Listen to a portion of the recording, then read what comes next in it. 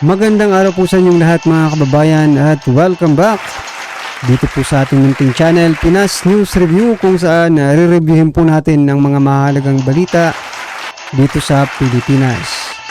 Mga simpleng komento sa mga issue dito sa Pinas. At ito nga mga kababayan, kapapasok lang.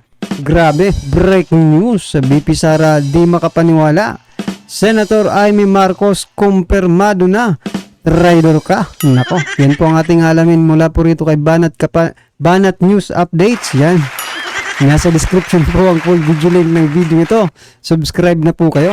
At kung bago ka pa lang at di pa po nakapag-subscribe sa ating munting channel, please don't forget to subscribe at i-click na rin po ang bell notification para updated ka po sa lahat ng ina-uploads nating reaction video. At ito na nga mga kababayan, no, patungkol po ito kay Senator Amy Marcos. Nako po. Ito na, sama-sama at sabay-sabay po natin pakinggan. Panoorin at bigyan ng komento ang video ito. Ito na po. Magandang araw mga kaibigan. Gusto kong i-share sa inyo ang isang political development na magpapakita yung tunay na kulay o tunay na loyalty ni Senator Amy pagdating sa politika. Kanino ba siya talaga kakampi? Sa kapatid niya, blood is thicker than water? O dito kay BP Sara na sinasabi niyang kaibigan na hindi niya iiwanan at susuportahan all the way? Okay. Yung pag-resign ni BP Sara, although hindi niya sinabi yung tunay na dahilan, marami ang nagsasabi, mga political analyst, na it is because of politics. Hindi niya na makorsunadahan, hindi niya na maatim yung nangyayari sa Marcos administration, kaya umalis siya. So, itong nalalapit na midterm election, kitang-kita sa galaw ni BP Sara na she wants to lead the opposition at magkaroon siya ng sariling Senate slate. So, pagdating sa Senate race ngayong midterm election, saan ba si Senator Amy?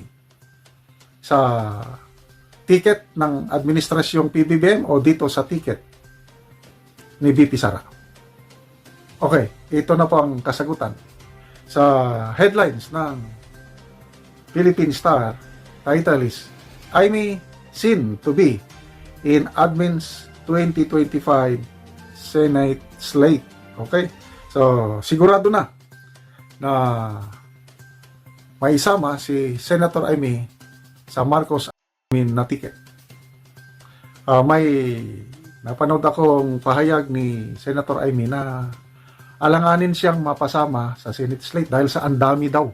Sobra 50 daw ang nakalista doon sa admin slate. Kaya alanganin kung mapasok ako doon. So, gusto niyang makapasok sa admin. Hindi. So yan mga kababayan, mukhang pinagloloko na naman tayo ha. Pinagloloko naman tayo ni Senator Amy Marcos. Ito, real token lang, no? Kasi tingnan nyo mga kariban natin, sinasabi niya gusto niyang sa admin pero marami daw yung nakapila na sa admin ticket, no? Ticket ng administrasyon ngayong 2025. Sa palagay mo ba, Senator Amy Marcos, hindi ka uunahin ng kapatid mo? Kung talagang gugustuhin mo, uunahin ka ni PBBM, di ba? Na isama sa kanilang ticket. Di ba? Kaya wag kang magpapaawa sa taong bayan na, ay baka hindi ako makasama, baka kasi marami na sila. Kapatid ka po eh, di ba? Kapatid ka po. Kaya ito, klarong-klaro na to mga kababayan. Hindi binabanatan ni Senator Amy Marcos si PBBM, no? Kasi ito nga, blood is thicker than water. Kaya wag na po tayo magpapabudol sa mga sasabihin man po ni Senator Amy Marcos. Ito po ay hindi paninira mga kababayan, ha? Base po ito sa ating nakikita. Kasi salat sa lamig, sa init naman itong si Senator Amy Marcos, ginugulo niya yung utak ng taong bayan. Minsan kakampi sa mga Duterte. Ay, hindi lang minsan talagang kumakampi sa mga Duterte pero 'di ba? Dito pala siya sa kapatid niya. Eh expected naman natin 'yan pero kaya lang wag niyo nang gagamitin yung mga Duterte. 'Di ba? Kasi parang ano parang trinatrahedor nyo talaga ang mga Duterte pag ganyan ang ginagawa ninyo, di ba? Oh, kakampihan nyo, di, papagtanggol mo ang mga Duterte, pero sa katapos-tapusan pala, babaliktad ka rin pala. Oh, kaya anong ibig sabihin yan? Di ba? Huwag nyo na pong lukuhin, huwag nyo na pong paikutin ang sambayan ng Pilipino sa mga ginagawa ninyo. Ha? Ba? Huwag niyo na pong gamitin ang mga Duterte. Bistado na po kayo. Parang ganoon, di ba? Eh, bistado na talaga. Eh, gusto palang makasama sa ano eh. Ticket ng administrasyon. Kapatid niya yan eh. Yan lang ang sinasabi natin noon pa. No? Na blood is thicker than water. Nako po. Kaya wag po tayong magtiwala. Gagamitin at manggagamit po yan. Hanggat kaya po nilang manggamit ng, di ba? Mga Duterte ay kaya pala si Basti galit na rin eh. Wala siyang binanggit dito sa binubuo ni VP Sara. So dito sa balita, assured Senator Amy Marcos is assured of a slot in the administration senatorial slate in the 2025 polls. So sinong nagsabi nito? Okay. Ang nagsabi, kapartido ni Senator Amy sa Nacionalista Party, si Surigao del Norte Representative Robert Barbers. Nagkaroon na po ng alliance ang Nacionalista Party at ang Partido Federal ng Pilipinas na ang chairman ay ang Pangulo. So, Barbers said the alliance has no official candidates yet for the senatorial race next year, but he has no doubt that the senator, being a member of the Nacionalista Party, will be included in the administration's senatorial bet. So, I agree with Congressman Barbers kasi pagdating na dyan sa alliance, may kanya-kanyang kota.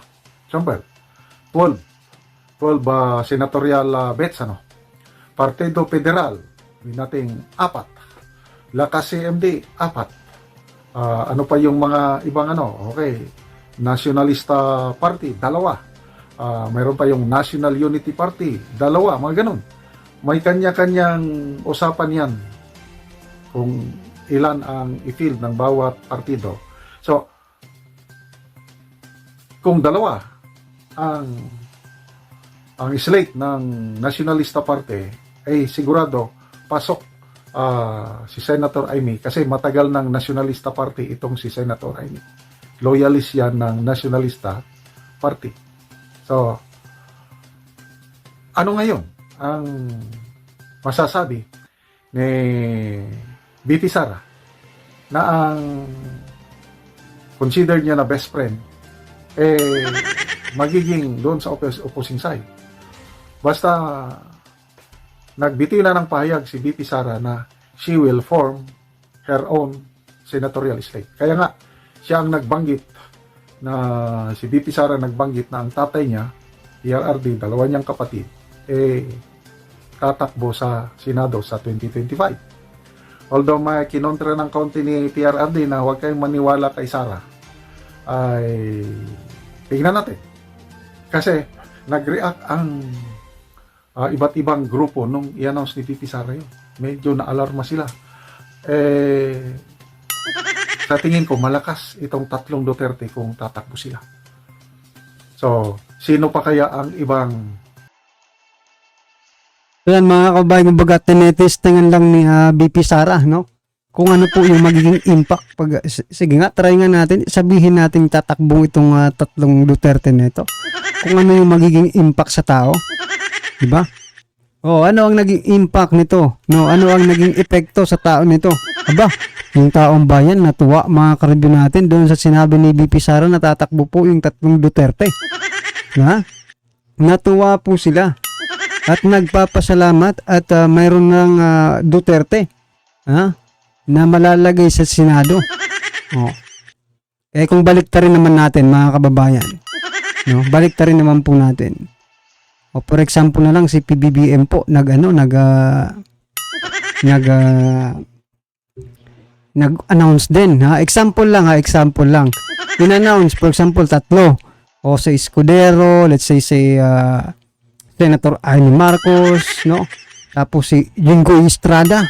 O yan, in-announce niya, for example lang ito in-announce po ni PBBM na tatakbo. For example, si Chis Escudero, Jingo Estrada at Senator Amy Marcos. Yan, ano ang mararamdaman ngayon ninyo doon sa sinabi ni PBBM? Magkakaroon ba ng impact sa inyong mga puso, no? Sa inyong damdamin yan, mga kababayan? Yung kanyang tatlong, for example lang yan, hindi po yan, example lang yan. Kasi kinukumpara ko lang po kung ano po ang mararamdaman ng taong bayan kung si BP Sara ang mag-announce o si President Bongbong Marcos ang mag-announce. O so yan, nag-announce, pareha sila nag-announce, pero sa announcement ni BP Sara, kita mo agad yun, nag-aapoy agad yung ng taong bayan yung puso ng taong bayan talagang naglalagablab. Gusto na nilang kung sana nga election na ngayon talagang iboboto na nila ang mga Duterte, di ba? O makikita nyo naman yan sa mga nagko-comment. Paano pag si PBBM yung mag-announce? For example lang Jingo Estrada, Chis Escudero at Senator Amy Marcos. Yan for example, yan ang itatapat sa mga Duterte. Isa palagay nyo, sino kayang mananalo mga kababayan balikan po natin si Senator Amy Marcos. Kasi eto, bistado na po, no? Na talagang doon nga talaga siya sa administrasyon at hindi po siya dito sa kay BP Sara. So kahit anong sabihin ni Senator Amy Marcos, kahit sabihin niya anong sinabi niya nung last na nag-resign si BP Sara, I am with you. Kaya kahit sabihin niya pang I am with you, BP Sara, wala na pong maniniwala sa inyo. Kahit ipagtanggol mo pa man si PRRD, no? Si BP Sara, ipagtanggol mo pa man laban sa mga alipores ng kapatid mo, wala na pong epekto yan sa taong bayan. Kasi bistado na po kayo bistado na kasi wala, mangga rin mga kababayan, kaya wala tayong pagtitiwala, no? Hindi tayo magtiwala